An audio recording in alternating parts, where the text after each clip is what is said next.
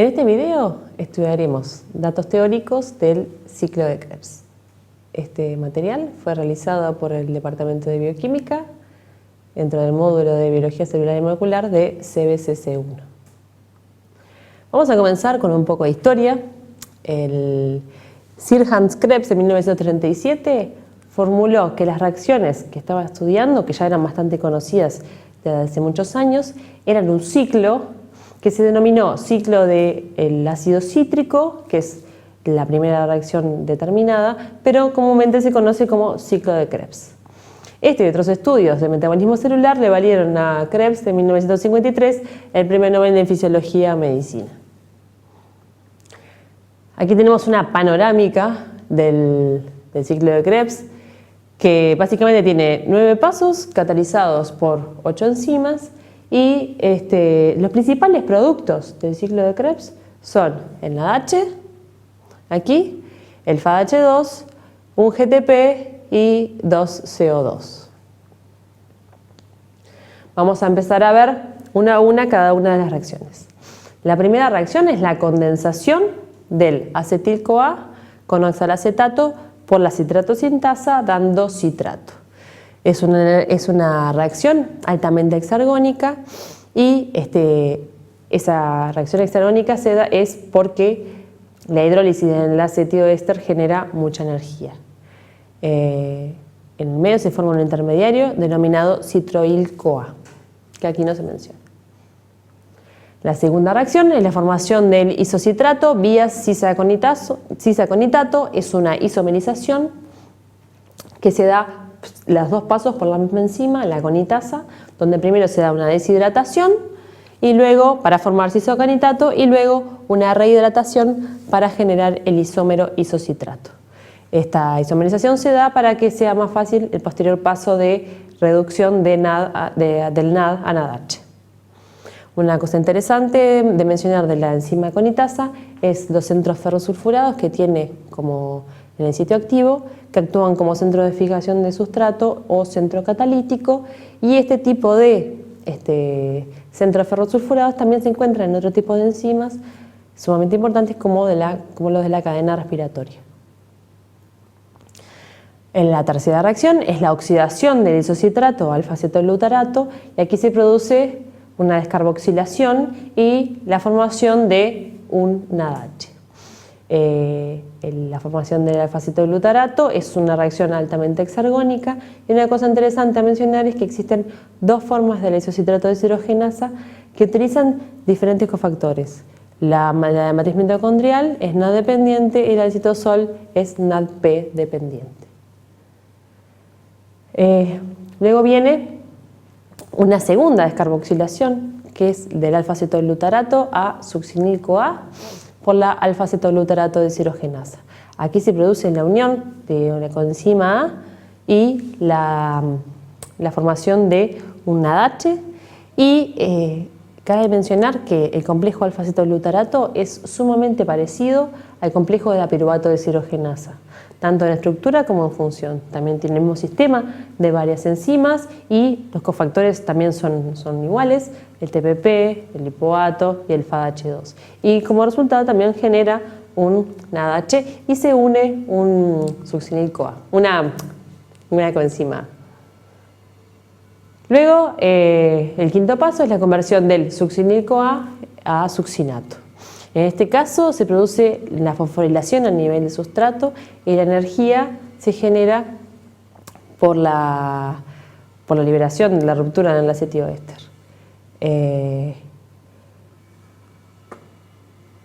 Luego el succinato, que sería la sexta reacción, se oxida a fumarato por la enzima succinato deshidrogenasa y se genera un FADH2. El FADH2 es característico a diferencia del NAD, que es un cofactor que se encuentra libre en solución. El FADH2 siempre se encuentran unidos a la enzima y actúan siempre como cofactores de esa manera.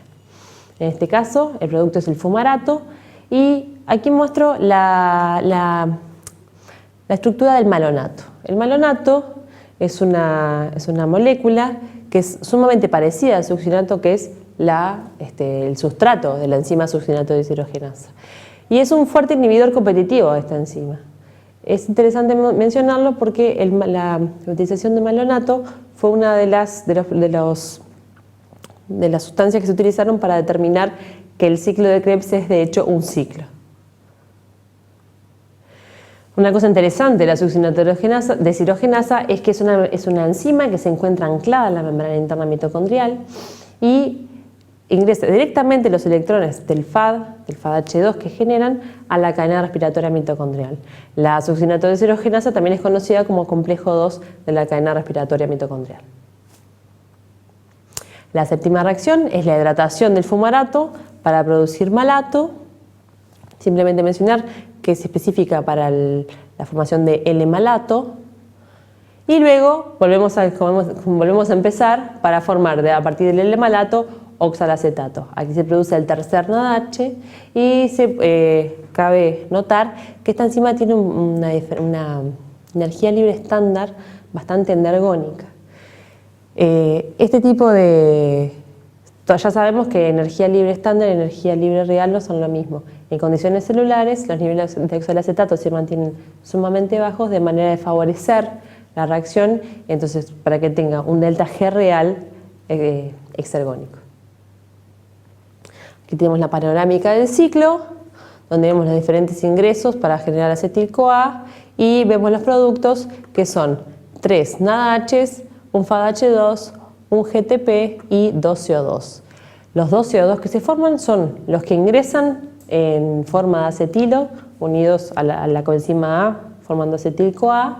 Entonces, como balance del ciclo de Krebs, ya que todo el resto es un ciclo, lo que tenemos es que ingresa un acetil-CoA, 3 NAD y un FAD que está unido a la succinato deshidrogenasa, un GDP, un fosfato y 2 aguas, y generan como productos 2 CO2, una coenzima A libre, 3 NADHs, un FADH2 y un GTP.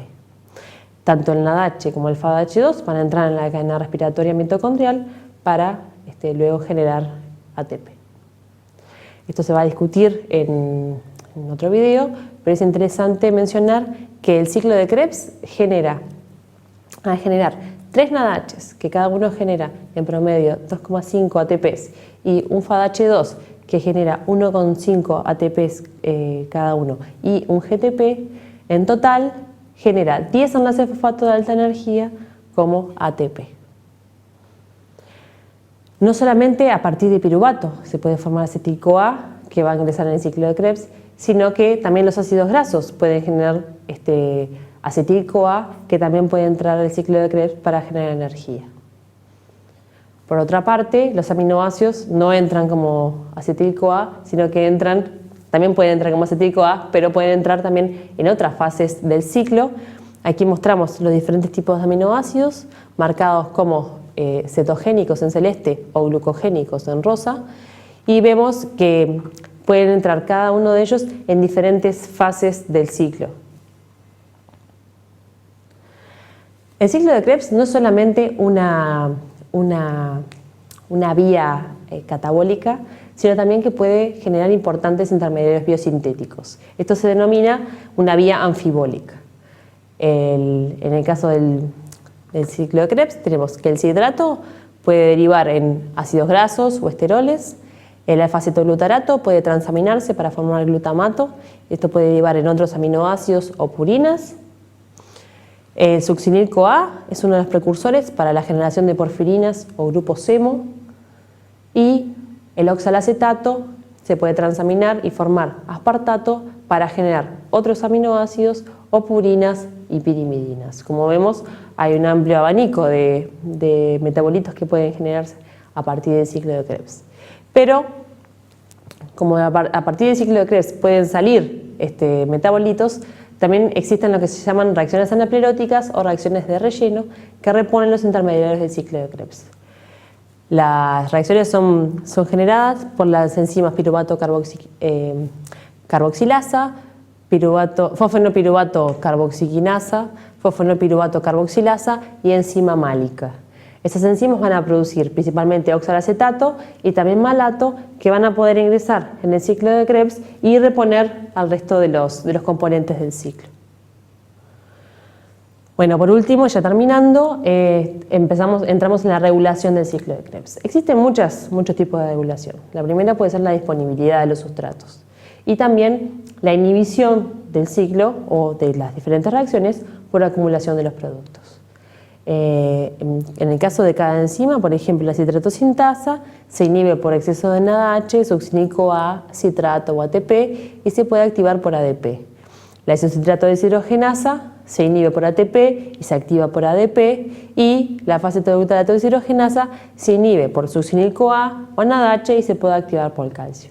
Pero lo más importante, y esto es sumamente importante, es que el factor regulador más importante del ciclo de Krebs es la relación intramitocondrial, en este caso porque se da dentro de la mitocondria, de NAD sobre NADH. Niveles elevados de NADH van a inhibir el ciclo de Krebs y niveles elevados de NAD+ van a activarlo. Aquí vemos una panorámica gráfica, simplemente vemos lo mismo que acabamos de describir. Excesos de ATP o de NADH van a inhibir el ciclo y excesos de ADP o de NAD+ van a favorecerlo. Bueno, la bibliografía recomendada, como siempre que nosotros recomendamos que la utilicen, son los principios de bioquímica de Leninger. También se utilizó para la generación de este material el The Medical Biochemistry Page o la bioquímica médica básica de Marx.